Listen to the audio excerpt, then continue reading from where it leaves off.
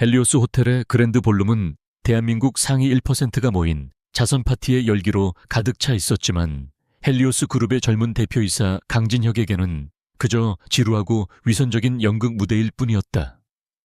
그는 샴페인 잔을 손에 든 채 2층 테라스 난간에 기대어 아래층에서 벌어지는 화려하지만 공허한 사교의 장을 무감각한 눈빛으로 내려다보고 있었다.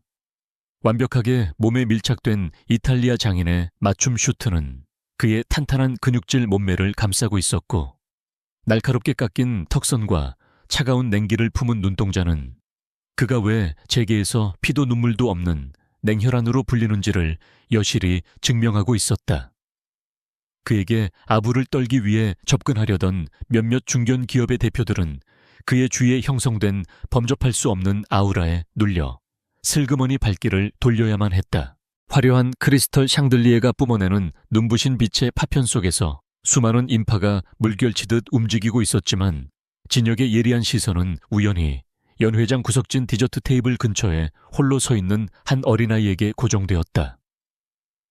고작 4~5살 정도로 보이는 남자아이는 보호자가 잠시 자리를 비운 것인지 혼자였지만 또래의 아이들처럼 울거나 당황해하는 기색이 전혀 없이 마치 이 낯선 상황을 분석하듯 침착하게 주변을 관찰하고 있었다. 그 아이의 태도에서 느껴지는 기묘한 기시감이 진혁의 말초신경을 자극했고 그는 자신도 모르게 미간을 좁히며 그 작은 존재에게 온 신경을 집중하게 되었다.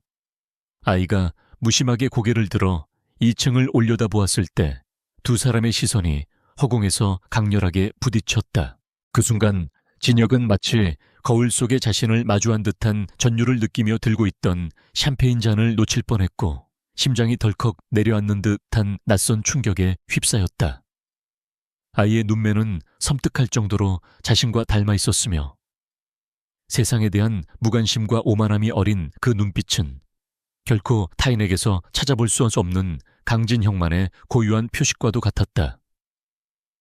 그는 즉시 몸을 돌려 2층 계단을 내려가기 시작했고 그의 급박한 움직임에 따라 수행 비서들이 당황하여 뒤를 따랐지만 진혁은 그들의 존재를 완전히 무시한 채 오직 그 아이를 향해 직진했다.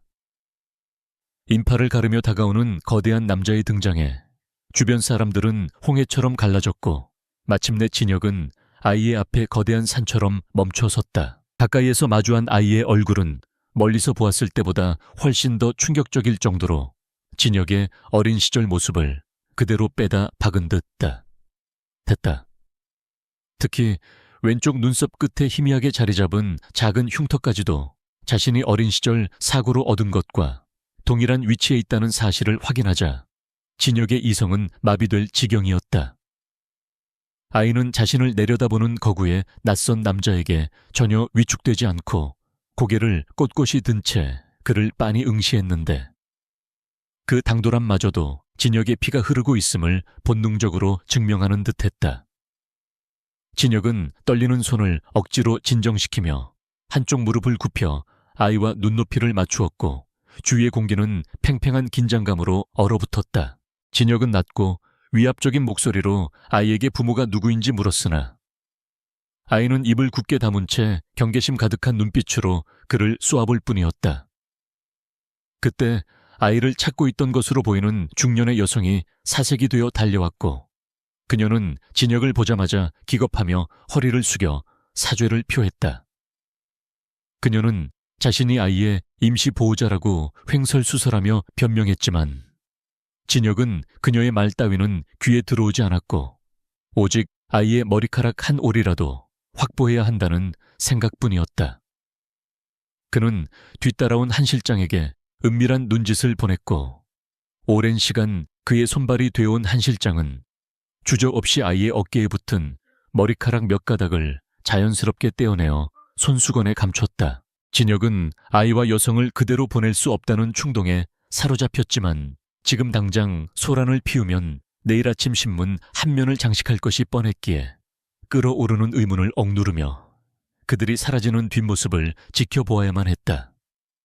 그는 즉시 한 실장에게 최고 수준의 보안 등급으로 유전자 검사를 의뢰하라고 지시했고 결과가 나올 때까지 단 한순간도 지체하지 말 것을 명령했다. 다시 자신의 VIP 라운지로 돌아온 진혁은 소파 깊숙이 몸을 파묻고 독한 위스키를 단숨에 들이켰지만 목을 타고 넘어가는 뜨거운 액체로도 가슴속에서 피어오르는 혼란을 잠재울 수는 없었다. 만약 그 아이가 자신의 핏줄이라면 그것은 5년 전 그날 밤의 실수가 만들어낸 결과물임이 분명했다. 5년 전 그룹의 경영권 방어를 위해 극심한 스트레스에 시달리던 진혁은 부산의 한 호텔에서 낯선 여인과 하룻밤을 보낸 적이 있었는데 그것은 그의 완벽주의적 인생에서 유일하게 통제를 벗어난 일탈이었다.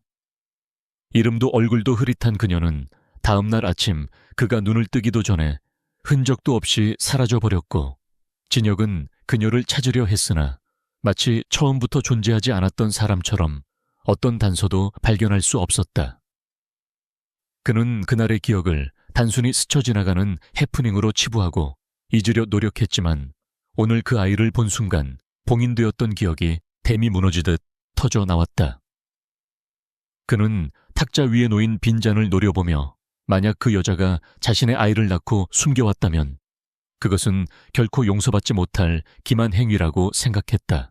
검사 결과가 나오기까지 걸리는 시간은 불과 몇 시간이었지만 진혁에게는 마치 몇 년과도 같은 영겁의 시간처럼 느껴졌다. 그는 창밖으로 보이는 서울의 화려한 야경을 응시하며 만약 아이가 자신의 친자라면 그 아이를 낳은 여자는 도대체 누구이며 왜 5년 동안이나 자신에게 이 사실을 알리지 않았는지에 대해 끊임없이 추론했다. 그녀가 돈을 노리고 접근한 것이라면 진작 아이를 빌미로 협박을 해왔을 텐데 5년이라는 긴 시간 동안 침묵을 지켰다는 것은 그녀의 목적이 돈이 아님을 시사하는 것이었다.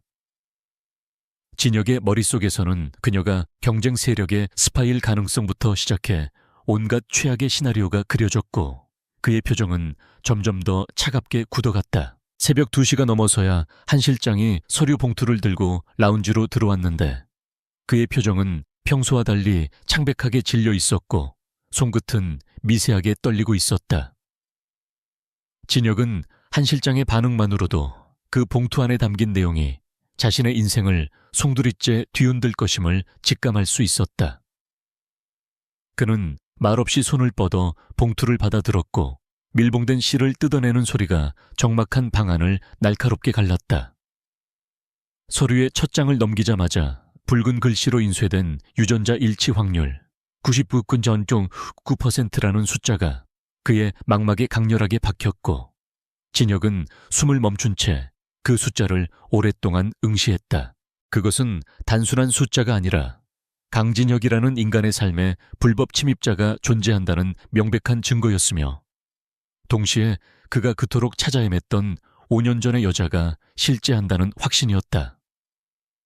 진혁은 서류를 거칠게 테이블 위에 던져버리고 자리에서 벌떡 일어났는데 그의 눈동자는 분노와 알 수 없는 희열이 뒤섞여 맹수처럼 번들거렸다.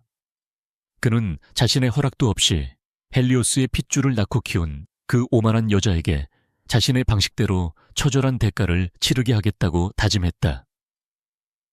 그는 한 실장을 향해 당장 그 아이를 데리고 있던 중년 여성의 신원을 파악하고 그녀와 연결된 모든 인물들을 샅샅이 뒤져 아이의 친모를 찾아내라고 명령했다. 한 실장은 이미 조사에 착수했다는 듯 태블릿 PC를 꺼내 아이의 임시 보호자가 등록한 주소지와 그와 관련된 정보들을 진혁에게 보고했다. 정보에 따르면 아이의 이름은 강구주였고 현재 강원도의 한 외진 해안가 마을에 있는 작은 별장에 머물고 있는 것으로 파악되었다. 아이의 성이 강씨라는 사실에 진혁은 헛웃음을 터뜨렸는데 그것은 그 여자가 아이의 아버지가 누구인지 명확히 알고 있었음에도 불구하고 자신에게 연락하지 않았다는 사실을 반증하는 것이었다. 진혁은 당장 헬기 준비를 지시했고 날이 밝는 대로 직접 그곳을 급습하여 아이와 그 여자를 자신의 통제해 두기로 결심했다. 헬리콥터가 굉음을 내며 호텔 옥상의 헬리패드를 이륙할 때 진혁은 아래로 멀어지는 서울의 불빛을 내려다보며 사냥을 앞둔 포식자의 본능을 일깨웠다. 5년 동안 자신을 속이고 숨어 살았던 대담한 여자가 과연 자신의 눈앞에서도 그토록 당당할 수 있을지 확인해보고 싶은 욕망이 끌어올랐다. 그는 이번 일로 인해 그룹 내에서 발생할 수 있는 모든 파장을 계산해 보았지만 핏줄에 대한 집착과 배신감은 그 어떤 이성적인 판단보다 앞서 있었다. 그는 자신의 아이를 되찾는 것은 물론이고 그 여자가 감히 자신을 기만하고 도망친 이유를 낱낱이 파헤쳐 그녀의 인생을 자신의 손아귀에 넣고 흔들 생각이었다. 한편 강원도의 한적한 해안가 마을에 위치한 낡지만 아담한 주택에서는 한 여자가 불안한 눈빛으로 창밖을 서성이고 있었다. 이서연은 오늘따라 유난히 거센 파도 소리가 마치 불길한 전조처럼 느껴져 잠을 이루지 못하고 있었는데 5년 전 그 밤 이후로 그녀의 삶은 언제나 살얼음판 위를 걷는 듯 했다. 그녀는 서울에 보낸 아들 우주가 무사히 돌아오기만을 기다리고 있었지만 연락이 닿지 않는 임시 보호자 때문에 애가 타들어가고 있었다. 서연은 본능적으로 자신의 은신처가 더 이상 안전하지 않다는 것을 감지했고 짐을 꾸려야 할지 아니면 조금 더 기다려야 할지 갈등하며 입술을 깨물었다. 진혁이 탄 헬기는 어둠을 뚫고 동해안을 향해 전속력으로 날아가고 있었고 조종석에서 들려오는 무전 소리는 긴박한 상황을 알리고 있었다. 진혁은 태블릿 화면에 띄워진 이서연의 흐릿한 사진을 손가락으로 쓰다듬으며 사진 속 그녀의 얼굴을 뇌리에 깊이 새겨 넣었다. 사진 속의 그녀는 수수하고 평범해 보였지만 눈빛만은 꺾이지 않는 강인함을 품고 있었는데 진혁은 그 눈빛이 어떻게 절망으로 바뀌게 될지 기대하며 차가운 미소를 지었다. 이제 몇 시간 후면 그는 그녀의 목덜미를 낚아챌 것이고 그녀는 자신의 운명이 헬리오스의 주인인 강진혁의 손에 달려있음을 뼈저리게 깨닫게 될 것이다. 새벽의 푸르스름한 빛이 수평선 너머로 희미하게 밝아올 무렵 진혁이 이끄는 경호팀 차량 행렬이 조용한 해안가 마을의 정적을 깨뜨리며 진입했다. 마을 사람들은 낯선 검은 세단들의 등장에 놀라 창밖을 내다보았지만 감히 밖으로 나올 엄두를 내지 못했고 차량들은 정확히 서연의 집을 향해 포위망을 좁혀갔다. 진혁은 차에서 내리자마자 짭조름한 바다 냄새와 함께 섞여 있는 긴장된 공기를 폐부 깊숙이 들이마셨다. 그는 경호원들에게 조용히 신호를 보냈고 훈련된 요원들은 소리 없이 담장을 넘어 집 주변을 완벽하게 봉쇄했다. 진혁은 천천히 대문으로 걸어가 초인종을 누르는 대신 잠겨있는 문을 거칠게 발로 차 열어젖혔고 낡은 경첩이 비명을 지르며 떨어져 나갔다. 마당에 들어선 그는 현관문을 향해 거침없이 다가갔고 그 소리에 놀란 듯 집 안에서 다급한 발자국 소리가 들려왔다. 잠시 후 현관문이 조금 열리며 겁에 질린 서연의 얼굴이 드러났는데 그녀는 진혁을 보자마자 사색이 되어 문을 닫으려 했지만 진혁의 힘을 당해낼 수는 없었다. 문이 활짝 열리며 서연은 뒤로 넘어졌고 진혁은 쓰러진 그녀를 내려다보며 5년 전 희미했던 기억 속의 여자가 실체화되는 순간을 만끽했다. 오랜만이군, 내 아이를 훔쳐간 도둑고양이. 진혁의 목소리는 낮고 위협적이었으며 서연은 공포와 경악으로 얼어붙은 채 입술만 달싹거렸다. 그녀는 그가 자신을 찾아낼 것이라고는 상상조차 하지 못했기에 무방비 상태로 가장 두려워하던 존재와 마주하게 된 것이었다. 진혁은 천천히 몸을 숙여 그녀의 턱을 거칠게 잡아 올렸고 두 사람의 시선이 얽히는 순간 서연은 자신의 모든 비밀이 발가벗겨지는 듯한 수치심과 두려움을 느꼈다. 진혁은 그녀의 눈동자에서 5년 전 자신을 홀렸던 그 묘한 빛을 다시 발견하고는 기묘한 만족감을 느꼈다. 진혁은 서연에게 아이가 어디 있는지 물었지만 서연은 끝까지 침묵을 지키며 그를 노려보았는데 그 모습은 5년 전 그날 밤의 순종적이었던 여자와는 전혀 다른 모습이었다. 그녀의 저항은 오히려 진혁의 정복욕을 자극했고 그는 그녀를 일으켜 세워 벽으로 거칠게 밀어붙였다. 내 인내심을 시험하지 마. 우주가 어디 있는지 말해. 진혁이 아이의 이름을 입에 올리자 서연의 눈동자가 흔들렸고 그 틈을 놓치지 않은 진혁은 그녀를 더욱 강하게 압박했다. 이제 이 집은 두 사람의 숨막히는 대치로 인해 터질 듯한 긴장감으로 가득 찼고, 밖에서는 파도 소리가 그들의 비극적인 재회를 알리는 배경음악처럼 끊임없이 들려왔다. 서연은 숨을 헐떡이며 진혁의 가슴을 밀어내려 했지만 강철 같은 그의 근육은 꿈쩍도 하지 않았고, 그녀는 자신이 도가내든 쥐 신세임을 인정해야만 했다. 하지만 그녀는 어머니로서의 본능으로 두려움을 억누르며 떨리는 목소리로 말했다. 그 아이는 당신 아이가 아니에요. 그것은 명백한 거짓말이었지만 서연이 할 수 있는 유일한 저항이었고, 시간을 벌기 위한 처절한 몸부림이었다.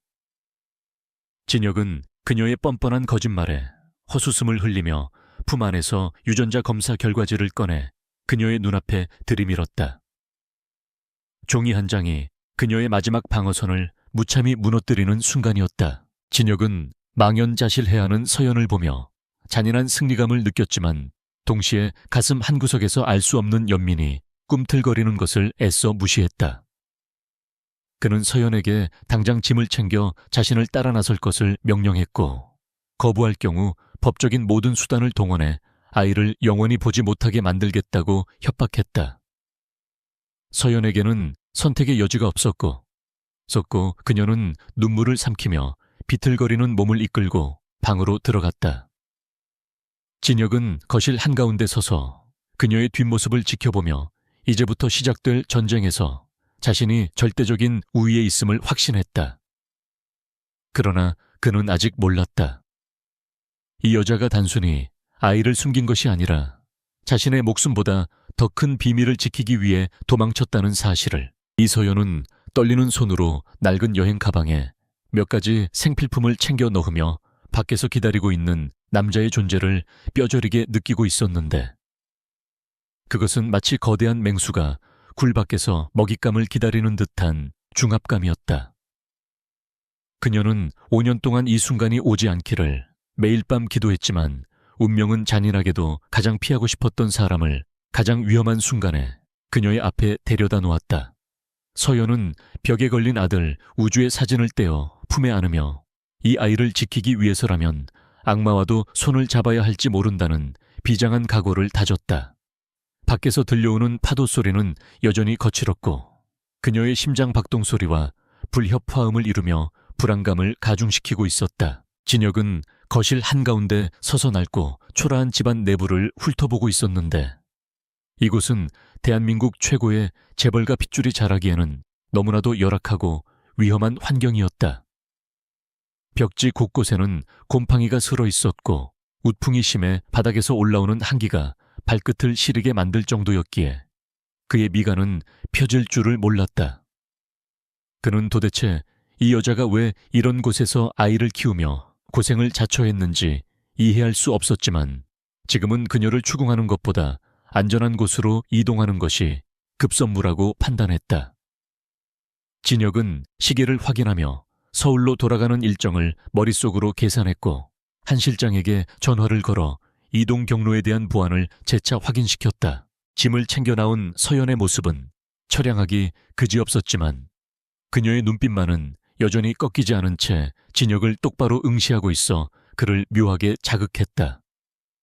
진혁은 그녀의 가방을 경호원에게 넘기도록 지시하고는 앞장서서 걸어 나갔는데, 그의 등 뒤로 따라오는 서연의 발걸음 소리가 유난히 무겁게 느껴졌다. 대문 밖에는 칠흑 같은 어둠 속에 검은 세단들이 도열해 있었고 엔진을 켜둔 채 대기하고 있는 차량들의 붉은 후미등이 마치 짐승의 눈처럼 번뜩이고 있었다. 마을 사람들은 여전히 두려움에 숨죽이고 있었고 오직 거센 바람 소리만이 그들의 출발을 배웅하고 있었다. 진혁이 뒷좌석 문을 열어주자 서연은 잠시 주저하다가 차에 올랐고 진혁이 그 옆에 타자 차 안의 공기는 순식간에 무겁게 가라앉았다. 최고급 가죽 시트의 안락함과 은은하게 퍼지는 디퓨저 향기는 서연이 지난 5년간 잊고 살았던 상류층의 삶을 상기시켜 주었지만 지금 그녀에게는 이 모든 것이 감옥처럼 느껴질 뿐이었다. 운전석과 뒷좌석 사이에 차단벽이 올라가자 두 사람만의 완벽한 밀실이 만들어졌고 진혁은 다리를 꼬고 앉아 창밖을 응시하며 침묵을 지켰다. 서연은 차라리 그가 소리치거나 화를 내기를 바랐지만 그의 침묵은 그 어떤 고함보다 더 큰 압박감으로 그녀의 숨통을 조여왔다. 차량 행렬이 해안 도로를 따라 속도를 높이자 창밖의 풍경은 빠르게 뒤로 밀려나갔고 어둠 속에 잠긴 바다는 시커먼 아가리를 벌린 듯 위협적이었다. 진혁은 침묵을 깨고 나지막한 목소리로 아이가 있는 곳에 정확한 위치를 물었고 서연은 서울의 임시보호자 연락처를 건네주었다. 그는 그 자리에서 바로 비서실에 연락해 아이를 확보하고 최고 수준의 의료진에게 건강검진을 받게 하라고 지시했다. 서연은 자신의 아이가 물건처럼 취급되는 상황에 분노를 느꼈지만 지금은 그에게 대항할 힘이 없다는 현실을 뼈저리게 인식하고 입술을 깨물었다. 그때 서연은 사이드미러를 통해 뒤따라오는 차량의 불빛이 평소와 다르다는 것을 본능적으로 감지하고 몸을 굳혔다. 진혁의 경호 차량들 뒤로 정체불명의 SUV 2대가 일정한 간격을 유지하며 따라붙고 있었는데 그것은 그녀가 지난 5년 동안 악몽 속에서 보아왔던 바로 그 그림자였다. 서연은 공포에 질린 목소리로 진혁에게 뒤를 조심하라고 외쳤지만 진혁은 그녀가 과민 반응을 보인다고 생각하며 무심하게 반응했다. 하지만 서연은 확신할 수 있었는데 그들은 최동훈이 보낸 사냥개들이며 자신과 아이를 제거하기 위해 지구 끝까지 쫓아올 자들이었다. 진혁은 서연의 떨리는 손끝을 보고 나서야 백미러를 통해 후방을 확인했고 경호팀장으로부터 낯선 차량이 미행 중이라는 무전을 받았다. 진혁의 눈빛이 순식간에 날카롭게 변했고 그는 즉시 경호팀에게 방어 태세를 갖추라고 명령하며 상황을 예의주시했다. 미행 차량들은 마치 신호를 기다렸다는 듯 속도를 높여 경호 차량들 사이를 파고들기 시작했고 평화로웠던 해안도로는 순식간에 아수라장으로 변했다. 진혁은 서연의 어깨를 감싸 안으며 그녀를 보호하려 했고 서연은 웅크린 채 닥쳐올 충격에 대비했다. 굉음과 함께 뒤따르던 경호 차량 한 대가 미행 차량의 충돌로 인해 가드레일을 들이받고 튕겨나갔고 불꽃이 튀며 도로는 혼란에 빠졌다. 진혁의 차를 운전하던 베테랑 요원은 능숙한 솜씨로 핸들을 꺾어 공격을 피했지만 상대는 작정하고 달려드는 듯 집요하게 추격해왔다. 진혁은 이 상황이 단순한 납치나 협박 수준을 넘어섰다는 것을 직감했고 이들이 노리는 것이 자신이 아니라 서연이라는 사실을 깨닫고 큰 충격을 받았다. 그는 품에 안긴 서연을 내려다보며 도대체 이 여자가 어떤 거대한 음모에 휘말려 있기에 전문 킬러들의 표적이 되었는지 의문을 품게 되었다. 차량은 구불구불한 해안 절벽 도로를 아슬아슬하게 질주했고 타이어 타는 냄새와 마찰음이 차 안을 가득 채웠다. 추격자들은 창문을 열고 소음기가 장착된 총을 발사하기 시작했고 방탄 유리에 총알이 박히며 거미줄 같은 금이 갔다. 진혁은 서연의 고개를 더 깊숙이 숙이게 하며 자신의 몸으로 그녀를 완전히 덮어 보호했는데 이는 무의식적인 행동이었지만 그 순간만큼은 그녀를 잃을 수 없다는 본능이 앞섰다. 경호팀의 방역도 만만치 않아 선두에 있던 추격 차량의 타이어를 터뜨리는데 성공했고 그 차량은 중심을 잃고 도로 밖으로 굴러떨어졌다. 하지만 나머지 한 대의 SUV는 포기하지 않고 진혁의 차량 측면을 들이받으려 돌진해왔고 둔탁한 충격음과 함께 차체가 심하게 요동쳤다. 서연은 비명을 질렀지만 진혁은 침착함을 잃지 않고 운전 요원에게 전방의 터널로 진입하라고 소리쳤다. 터널 안으로 들어서자 요란한 엔진 소리가 증폭되어 고막을 찢을 듯 울려 퍼졌고 어둠 속에서 번쩍이는 전조등 불빛들이 어지럽게 춤을 추었다. 진혁은 이 혼란을 틈타 상대방을 따돌릴 계획을 세웠고 운전 요원은 그의 의도를 파악하고 급브레이크와 가속을 반복하며 상대를 교란시켰다. 터널을 빠져나오는 순간 운전 요원은 급격한 드리프트로 갈림길에서 방향을 틀었고 추격 차량은 속도를 이기지 못하고 그대로 직진하여 벽을 들이받았다. 뒤이어 따르던 경호 차량들이 그 길을 막아서며 완벽하게 추격자들의 발을 묶어버렸고 진혁의 차는 어둠 속으로 유유히 사라질 수 있었다. 상황이 종료되자 차 안에는 거친 숨소리만이 가득했고 진혁은 그제야 서연을 놓아주며 그녀의 상태를 살폈다. 서연은 공포로 인해 파랗게 질려 있었지만 다친 곳은 없어 보였고 진혁은 안도의 한숨을 내쉬었다. 진혁은 흐트러진 옷매무새를 정리하며 차갑게 가라앉은 목소리로 서연에게 도대체 누구에게 쫓기고 있는 것인지 물었다. 서연은 여전히 떨고 있었지만 입을 굳게 다문 채 대답하지 않았는데 그녀는 진혁이 아직 진실을 감당할 준비가 되지 않았다고 판단했기 때문이었다. 진혁은 그녀의 침묵에 화가 치밀어 올랐지만 방금 전 목격한 킬러들의 실력이 예사롭지 않았기에 그녀를 더 이상 몰아쓰지 않기로 했다. 그는 목적지를 서울이 아닌 인근에 위치한 헬리오스 그룹 소유의 비밀 안전 가옥으로 변경하라고 지시했다. 차량은 인적이 드문 산길을 따라 한참을 달려 숲속 깊은 곳에 숨겨진 육중한 철문 앞에 도착했다. 이곳은 진혁이 비자금 관리나 은밀한 회합을 위해 마련해둔 요새와도 같은 곳으로 외부의 침입이 완벽하게 차단된 안전지대였다. 정문을 통과하자 현대적인 감각의 세련된 별장이 모습을 드러냈고 미리 연락을 받은 보안 요원들이 중무장한 채 주변을 경계하고 있었다. 차에서 내린 진혁은 서연의 팔을 잡아 끌며 건물 안으로 들어갔고 서연은 거부할 힘도 없이 그에게 이끌려 들어갔다. 거실에 들어선 진혁은 서연을 소파에 앉히고 위스키 한 잔을 따라 그녀에게 건넸는데 그의 손은 분노를 억누르느라 하얗게 질려 있었다.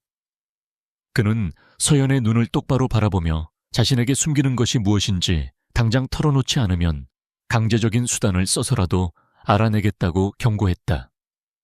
서연은 독한 술을 단숨에 들이키고는 떨리는 목소리로 그들이 노리는 것은 자신이 아니라 바로 당신의 아이 우주라고 말했다. 그 말에 진혁의 표정은 돌처럼 굳어졌고 방 안의 공기는 다시 한번 팽팽한 긴장감으로 얼어붙었다. 진혁은 도저히 믿을 수 없다는 듯 누가 감히 자신의 핏줄을 노린다는 것인지 반문했지만 서연의 눈빛은 진실을 말하고 있었다. 그녀는 5년 전 우연히 듣게 된 통화 내용과 그 이후 이어진 의문의 사고들, 그리고 자신을 쫓는 자들의 문신에 대해 이야기하기 시작했다. 진혁은 그녀의 이야기를 들으며 머릿속에서 퍼즐 조각들이 하나둘씩 맞춰지는 것을 느꼈고 그 배후에 자신의 이복형인 최동훈이 있을지도 모른다는 끔찍한 가설에 도달했다. 그는 주먹을 꽉 쥐어 테이블을 내리쳤고 유리잔이 산산조각 나며 파편이 사방으로 튀었다. 진혁은 즉시 한 실장을 호출하여 오늘 밤 자신들을 공격한 차량의 소유주와 탑승자들의 신원을 파악하고 최동훈 부사장의 최근 동향을 분단위로 보고하라고 명령했다. 그는 더 이상 서연을 도망친 여자가 아니라 자신이 보호해야 할 중요한 증인이자 아이의 어머니로 인식하기 시작했다. 진혁은 보안팀장에게 별장의 경비 수준을 최고 등급으로 격상시키고 개미새끼 한 마리도 얼씬 못하게 하라고 엄명했다. 밤은 깊어갔지만 진혁의 눈은 형형하게 빛나고 있었고 그는 이제 보이지 않는 적과의 전면전을 준비하고 있었다. 서연은 창백한 얼굴로 소파에 몸을 파묻은 차에 잠들지 못하고 있었고 진혁은 그런 그녀에게 담요를 덮어주며 잠시나마 복잡한 감정을 정리했다. 그는 5년 전의 하룻밤이 단순한 우연이 아니었음을, 그리고 지금 이 상황이 운명의 장난처럼 자신을 시험하고 있음을 직감했다. 그는 서연에게 아이는 반드시 자신이 지킬 것이며 당신 또한 내 허락 없이는 죽을 수 없다고 낮게 속삭였다. 그 말은 위로라기보다는 소유 선언에 가까웠지만 서연에게는 기묘한 안도감을 주었다. 새벽이 밝아오자 별장 주변은 짙은 안개에 휩싸였고 숲속의 적막은 다가올 폭풍전야의 고요함을 대변하는 듯 했다. 진혁은 테라스에 서서 안개 속을 응시하며 최동훈이 보낸 자들이 실패를 보고했을 때 보일 반응을 상상하며 차가운 미소를 지었다. 이제 사냥꾼과 사냥감의 위치는 바뀔 것이며 감히 자신의 것을 건드린 대가가 얼마나 혹독한지 똑똑히 보여주겠다고 다짐했다. 그는 뒤에서 들려오는 서연의 인기척을 느끼며 천천히 몸을 돌렸고 두 사람은 새로운 국면을 맞이한 운명 앞에서 서로를 응시했다. 안전 가옥의 아침은 무겁게 가라앉은 적막 속에서 시작되었고 창밖으로 쏟아지는 햇살조차 실내의 냉기를 몰아내기에는 역부족인 듯했다. 진혁은 밤새 한숨도 자지 못한 채 소파에 앉아 맞은편에 앉은 서연을 응시하고 있었는데 그의 눈빛은 어젯밤의 분노가 가라앉고 차가운 이성이 그 자리를 대신하고 있었다. 서연은 불편한 자세로 쪽잠을 자다 깨어 부스스한 모습이었지만 진혁의 시선을 피하지 않고 정면으로 마주 보았다.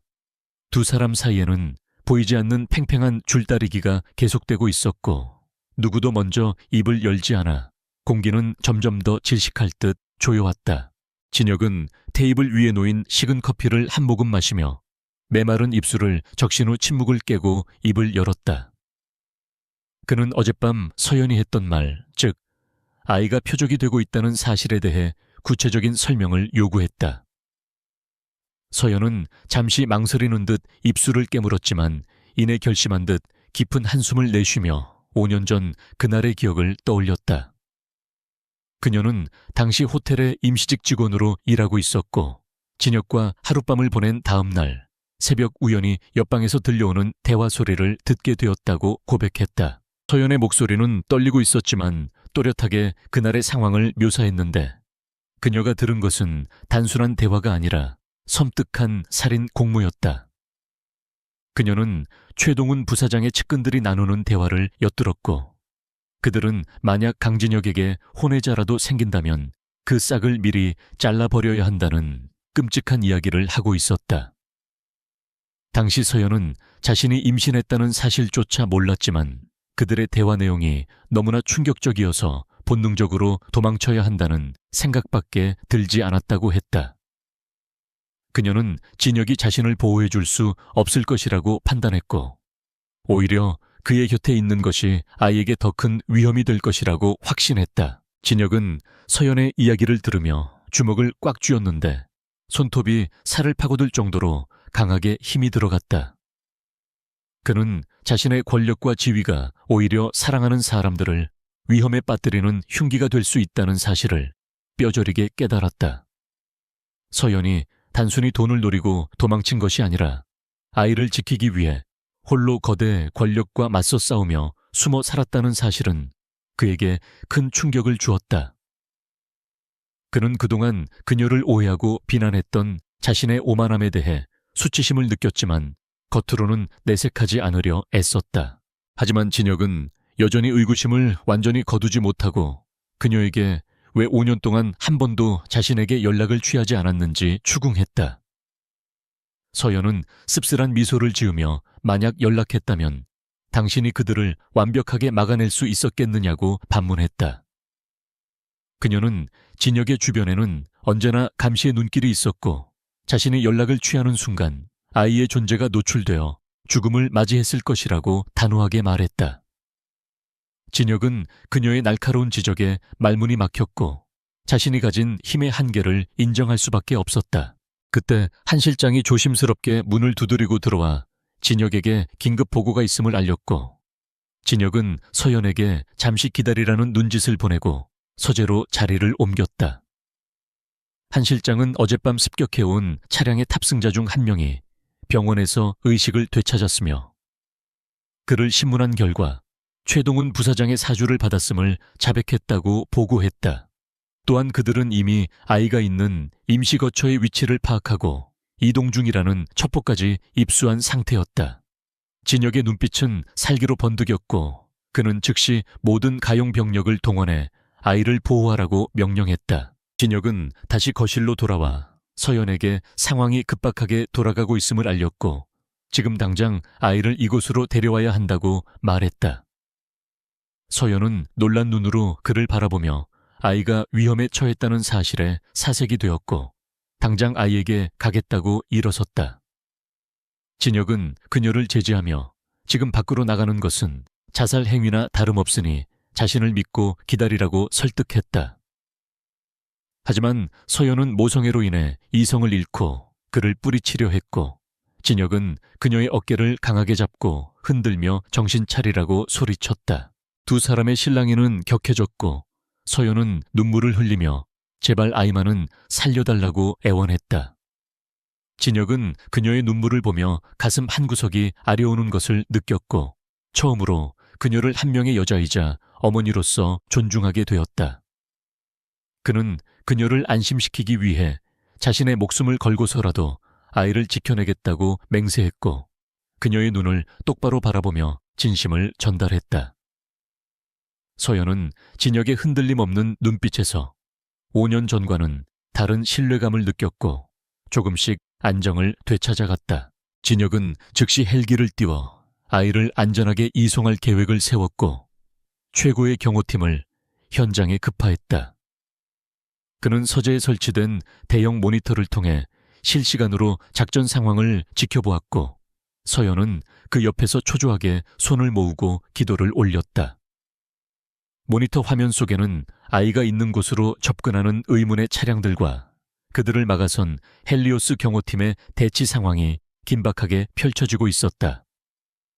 진혁은 무정의를 통해 현장 지휘관에게 발포 허가를 내리며 어떤 희생을 치르더라도 아이를 확보하라고 냉혹하게 지시했다. 화면 속에서 총격전이 벌어지고 연기가 피어오르는 장면을 보며 서연은 비명을 질렀고 진혁은 그녀의 눈을 가리며 보지 말라고 했다. 그는 잔인한 폭력의 현장을 그녀에게 보여주고 싶지 않았지만 이것이 그들이 처한 현실임을 부정할 수는 없었다. 다행히 경호팀의 신속한 대응으로 습격자들은 제압되었고 아이는 무사히 헬기에 태워져 이곳으로 이송되고 있다는 보고가 들어왔다.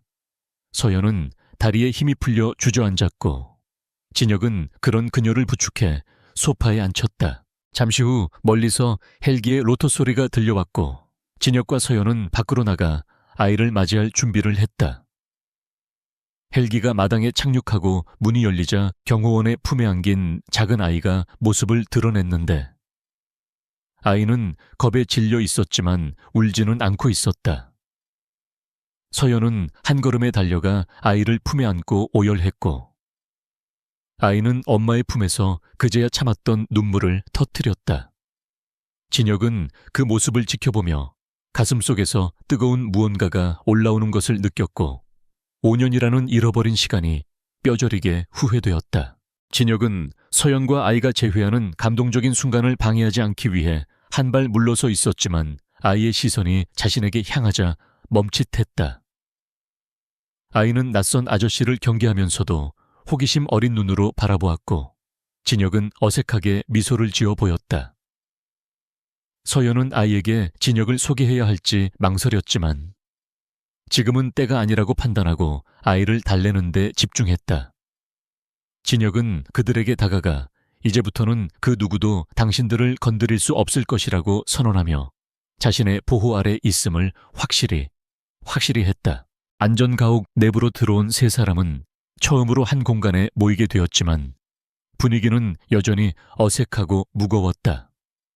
진혁은 아이를 위해 미리 준비해둔 장난감과 간식을 내밀었지만 아이는 엄마 뒤에 숨어 나오려 하지 않았다.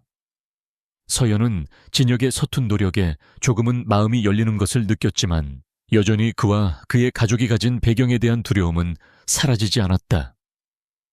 그녀는 아이가 잠든 후 진혁과 다시 마주 앉아 앞으로의 계획에 대해 진지하게 논의하기 시작했다.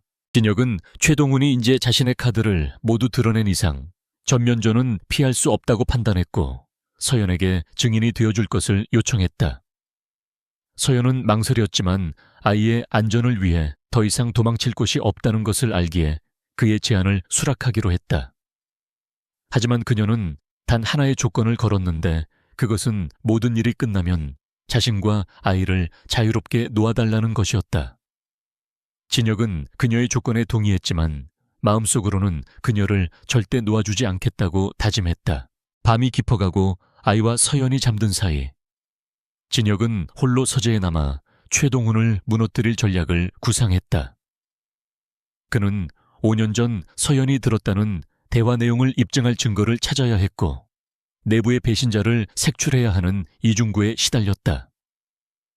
그는 최동훈의 약점을 쥐고 있는 인물 리스트를 작성하며 치밀하게 덫을 놓기 시작했다. 이제 헬리오스 그룹은 형제간의 피 튀기는 전쟁터가 될 것이며 진혁은 그 전쟁에서 반드시 승리하여 자신의 가족을 지켜낼 것이다. 새벽 3시경 진혁의 개인 휴대전화가 진동했고 발신자는 알 수 없는 번호로 표시되어 있었다. 전화를 받자 변조된 음성이 들려왔는데 상대방은 서연이 알고 있는 것보다 더 깊은 비밀을 자신이 쥐고 있다고 주장했다. 진혁은 상대방의 정체를 물었지만 그는 전화를 끊어버렸고 진혁은 이것이 최동훈 측의 교란 작전인지 아니면 제3의 세력인지 혼란스러워했다. 이 사건은 단순한 경영권 다툼을 넘어 더 거대한 음모가 도사리고 있음을 암시하는 듯했다.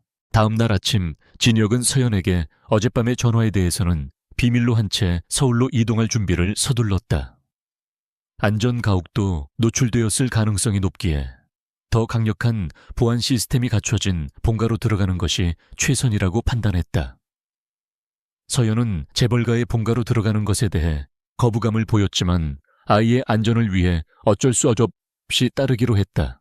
차량에 오르기 전 진혁은 서연의 손을 잡으며 무슨 일이 있어도 내가 당신들을 지킬 것이라고 다시 한번 약속했다. 서울로 향하는 차 안에서 서연은 창밖을 바라보며 5년 전 자신이 도망쳤던 그 도시로 다시 돌아가고 있음을 실감했다. 그녀는 이제 혼자가 아니었지만 적들은 더 강력하고 잔인해졌기에 두려움은 더욱 커져만 갔다. 옆자리에 앉은 진혁은 태블릿 PC로 업무를 보고 있었지만 그의 신경은 온통 서연과 아이에게 집중되어 있었다. 그는 틈틈이 아이의 상태를 살피며 불편한 점은 없는지 물었고 그런 그의 모습에서 서연은 낯선 따뜻함을 느꼈다. 차가 한강 다리를 건널 때쯤 라디오에서 헬리오스 그룹 최동훈 부사장의 기자회견 예고 뉴스가 흘러나왔다. 뉴스를 들은 진혁의 표정은 차갑게 굳어졌고 그는 즉시 비서실장에게 전화를 걸어 대응책을 마련하라고 지시했다. 최동훈이 선수를 치고 나온다는 것은 그만큼 자신이 있다는 뜻이었고 진혁은 긴장의 끈을 놓을 수 없었다. 이제 곧 시작될 전쟁의 서막이 올랐고 진혁과 서연은 그 폭풍의 한가운데로 들어가고 있었다. 진혁은 차창에 비친 자신의 얼굴을 보며 5년 전에 나약했던 자신과는 결별했음을 선언했다. 그는 이제 지켜야 할 존재가 생긴 아버지이자 한 여자의 남자로 다시 태어났고 그 무게감은 그를 더욱 강하게 만들었다. 서연 또한 잠든 아이의 얼굴을 쓰다듬으며 더 이상 도망치지 않고 맞서 싸우겠다는 결의를 다졌다. 두 사람의 운명은 이제 때려야 뗄 수 없는 하나가 되었고 그 끝에 무엇이 기다리고 있든 함께 헤쳐나갈 것이다. 서울로 진입하는 외곽 도로는 짙은 회색빛 구름 아래 가라앉아 있었고 간간히 떨어지는 빗방울이 차창을 때리며 불안감을 고조시키고 있었다.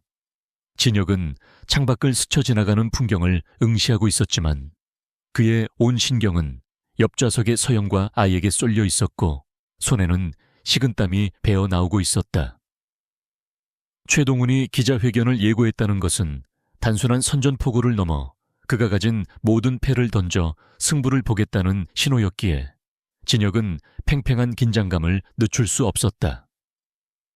서연은 잠든 아이를 품에 꼭 안은 채 창백한 얼굴로 앞을 주시하고 있었는데 그녀의 눈동자에는 다가올 폭풍에 대한 두려움과 아이를 지키겠다는 결연한 의지가 동시에 서려 있었다. 그때 선두에서 호위하던 경호 차량이 갑자기 급정거를 시도했고 타이어가 아스팔트를 긁는 날카로운 소음이 귓가를 찢을 듯 울려 퍼졌다.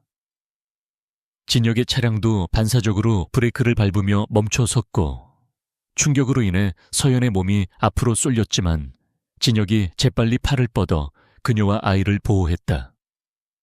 전방을 확인한 진혁의 눈동자가 흔들렸는데 거대한 덤프트럭 한 대가 도로를 완전히 가로막은 채 서 있었고 그 뒤로 검은색 승합차들이 속속들이 도착해 포위망을 형성하고 있었기 때문이었다. 그것은 단순한 교통사고가 아니라 치밀하게 계산된 매복 공격이었고 최동훈이 서울 진입로 길목을 지키고 있었다는 사실에 진혁은 이를 갈았다. 진혁은 즉시 무정의를 집어들고 후방 경호팀에게 우회로를 확보하라고 지시하려 했지만 뒤쪽에서도 이미 퇴로가 차단되었다는 절망적인 보고가 들어왔다. 승합차 문이 열리며 쇠파이프와 야구방망이 그리고 흉기로 무장한 건장한 사내들이 쏟아져 나왔는데 그들의 수만 해도 대략 30명은 좋게 넘어 보였다. 진혁은 이들이 최동훈이 고용한 전문 용역 깡패들임을 직감했고 단순한 위협이 아니라 자신들을 완전히 제거하거나 납치하려는 목적임을 깨달았다. 그는 서연에게 절대 차 문을 열지 말고 고개를 숙이고 있으라고 당부한 뒤 재킷 안주머니에서 호신용 3단봉을 꺼내 들었다. 경호원들이 차에서 내려 방어 태세를 갖추자마자 도로는 순식간에 아수라장으로 변했고 둔탁한 타격음과 고함 소리가 뒤섞여 지옥도를 방불케 했다. 헬리오스 그룹 최고의 정예 요원들인 경호원들은 수적 열세에도 불구하고 침착하게 적들을 막아내고 있었지만 상대방은 목숨을 걸고 달려드는 불나방처럼 끝도 없이 밀려들었다. 진혁은 차 안에 갇혀 있는 것이 오히려 위험할 수 있다고 판단했고 운전석의 요원에게 틈을 봐서 차량으로 바리케이드를 뚫고 나갈 것을 명령했다. 하지만 적들은 이미 타이어를 노리고 쇠못을 바닥에 깔아놓은 상태였기에 차량 이동은 불가능에 가까웠다. 그 순간 조수석 창문이 깨지는 굉음과 함께 쇠파이프가 안으로 들이닥쳤고 유리파편이 사방으로 튀며 서연이 비명을 질렀다. 진혁은 반사적으로 몸을 날려 쇠파이프를 잡아채고는 상대를 향해 발길질을 하여 차 밖으로 밀어냈다. 그는 더 이상 차 안이 안전하지 않다고 판단했고 서연의 손목을 잡고 아이를 챙겨 밖으로 나가야 한다고 소리쳤다. 차 밖으로 나온 진혁은 서연과 아이를 자신의 등 뒤로 숨기며 몰려드는 적들을 향해 3단봉을 휘둘렀는데 그의 동작은 군더더기 없이 깔끔하고 치명적이었다. 진혁은 학창시절부터 호신술과 격투기를 꾸준히 연마해왔지만 실전에서 이렇게 다수의 적을 상대하는 것은 처음이었기에 체력 소모가 극심했다. 그러나 등 뒤에 지켜야 할 처자식이 있다는 사실이 그에게 초인적인 힘을 부여했고 그는 짐승처럼 포효하며 접근하는 적들의 뼈를 부러뜨렸다. 서연은 진혁의 등 뒤에서 아이의 눈을 가리고 웅크린 채 공포에 떨고 있었지만 그녀 역시 무작정 도움만 기다리는 나약한 존재는 아니었다. 그녀는 바닥에 떨어진 깨진 유리 조각을 주워 손에 쥐고 만약의 사태에 대비하며 거친 숨을 몰아쉬었다. 혼란스러운 난투극 속에서 적들의 우두머리로 보이는 자가 교활한 눈빛으로 진혁이 아닌 서연과 아이를 노리고 우회하여 접근하기 시작했다. 진혁이 전방의 적들을 상대하느라 정신이 팔린 사이 그자는 서연의 뒤로 소리 없이 다가와 그녀의 머리채를 낚아챘다. 서연은 고통의 비명을 질렀지만 품에 안은 아이를 놓지 않기 위해 필사적으로 버텼고 그자는 아이를 뺏으려 그녀의 팔을 거칠게 비틀었다. 우주가 공포에 질려 울음을 터뜨리자 서연의 눈빛이 순간적으로 변하며 모성애가 공포를 집어삼키는 기적 같은 순간이 일어났다. 세허연은 손에 쥐고 있던 날카로운 유리 조각으로 망설임 없이 괴한의 허벅지를 힘껏 찔렀고 괴한은 예상치 못한 방역에 비명을 지르며 뒤로 물러섰다. 그 틈을 타 서연은 아이를 안고 구르듯 몸을 피했고 괴한은 피가 솟구치는 다리를 부여잡고 바닥에 쓰러져 고통스러워했다. 진혁은 뒤에서 들려온 비명소리에 고개를 돌렸다가 서연이 피 묻은 손으로 아이를 감싸 안고 있는 모습을 목격했다. 그녀가 스스로를 지켜냈다는 사실에 안도감과 동시에 그녀를 위험에 빠뜨렸다는 분노가 폭발하며 진혁의 이성은 끊어질 듯 팽팽해졌다. 진혁은 눈앞의 적들을 모조리 쓸어버릴 기세로 맹렬하게 공격을 퍼부었고 그의 기세에 눌린 용역들은 하나둘씩 뒷걸음질 치기 시작했다. 그는 쓰러진 괴한에게 다가가 확인 사살을 하듯 복부를 걷어찼고 괴한은 거품을 물며 기절했다. 진혁은 서연에게 달려가 그녀와 아이의 상태를 살폈는데 서연의 손은 찢어져 피가 흐르고 있었지만 그녀는 자신의 상처보다 아이가 다치지 않았는지 확인하는데 여념이 없었다. 그 모습은 진혁에게 강렬한 충격을 주었고 그는 이 여자가 단순히 보호받아야 할 대상이 아니라 자신과 함께 싸울 수 있는 동반자임을 깨달았다. 그때 멀리서 경찰차의 사이렌 소리가 들려오기 시작했고 상황이 불리해진 것을 깨달은 적들은 서둘러 승합차에 올라타 도주를 시도했다. 헬리오스 경호팀은 도주하는 차량들을 향해 사격을 가하거나 추격하려 했지만 진혁은 그들을 제지하며 지금은 서연과 아이의 안전이 최우선이라고 명령했다. 현장은 피와 깨진 유리 조각들로 난장판이 되어 있었고 빗줄기는 점점 굵어져 그들의 몸을 차갑게 적시고 있었지만 진혁의 가슴속은 뜨거운 열기로 가득 차 있었다. 그는 자신의 재킷을 벗어 젖은 서연과 아이를 감싸주며 이제 정말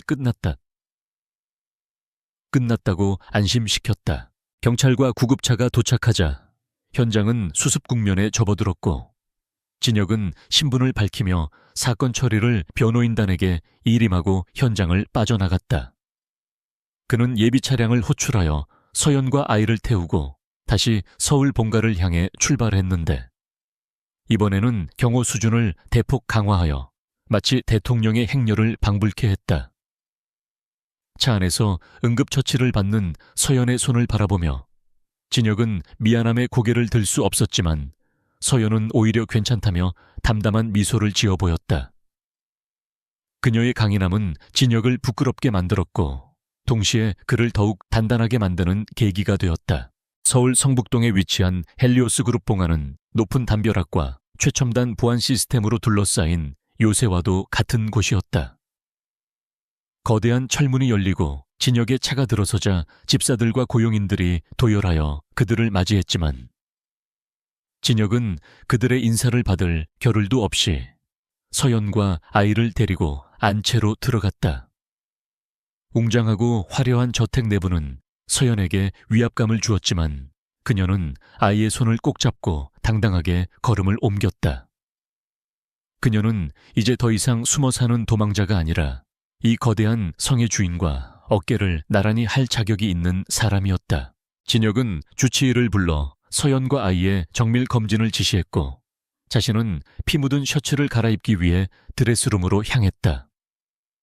거울 속에 비친 그의 모습은 엉망진창이었고 눈 밑에는 짙은 다크서클이 내려앉아 있었지만 눈빛만은 그 어느 때보다 살아있었다.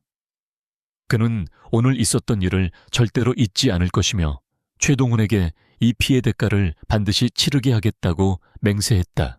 그는 휴대전화를 꺼내 한 실장에게 전화를 걸어 최동훈의 비자금 장부를 확보하기 위한 작전을 앞당기라고 명령했다. 서연은 치료를 마치고 아이를 재운 뒤 넓은 거실에 홀로 앉아 있었는데 벽난로에 타닥거리는 불꽃 소리가 그녀의 불안한 마음을 조금이나마 달래주었다.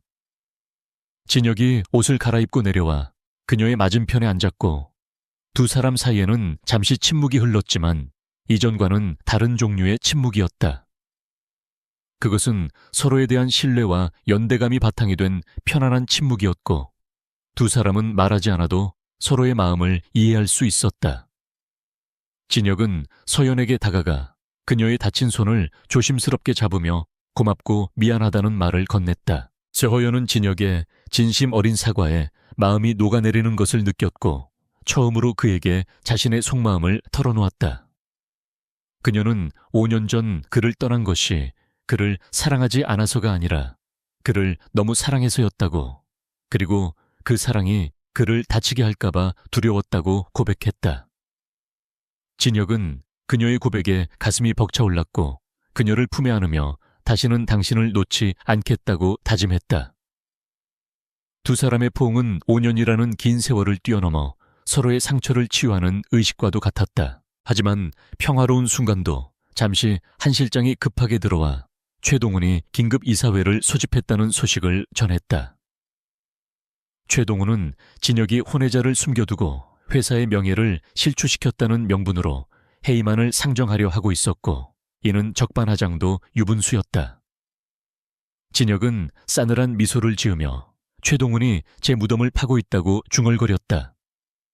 그는 서연에게 이제 우리가 방역할 차례라고 말하며 그녀에게 내일 있을 이사회에 함께 참석해 줄 것을 부탁했다. 서연은 잠시 망설였지만 이내 고개를 끄덕이며 동의했는데, 그녀는 더 이상 피하지 않고 정면으로 맞서 싸우기로 결심했기 때문이었다. 그녀는 아이를 지키기 위해서라면 악마의 소굴이라도 들어갈 준비가 되어 있었고, 진혁이 곁에 있다면 두려울 것이 없었다. 진혁은 그녀의 결단에 감사를 표하며 내일 이사회가 최동훈의 마지막 무대가 될 것이라고 확신했다. 두 사람은 다가올 결전을 위해 머리를 맞대고 치밀한 계획을 세우기 시작했다. 밤이 깊어가는 시각, 저택의 불빛은 꺼지지 않았고 진혁과 서연은 서로의 존재에 의지하며 폭풍우가 몰아치는 바다를 항해하는 동지가 되었다.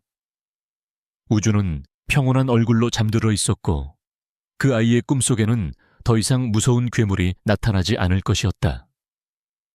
진혁은 잠든 아이의 이마에 키스하며 반드시 너에게 자랑스러운 아버지가 되겠다고 약속했다.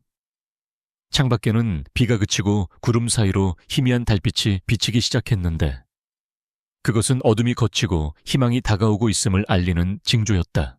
진혁은 서연에게 5년 전 우리가 만난 그 호텔을 기억하냐고 물었고 서연은 희미한 미소를 지으며 끄덕였다. 그는 모든 일이 끝나면 다시 그곳에 가자고 제안했고 서연은 그때는 셋이 함께 가자고 대답했다.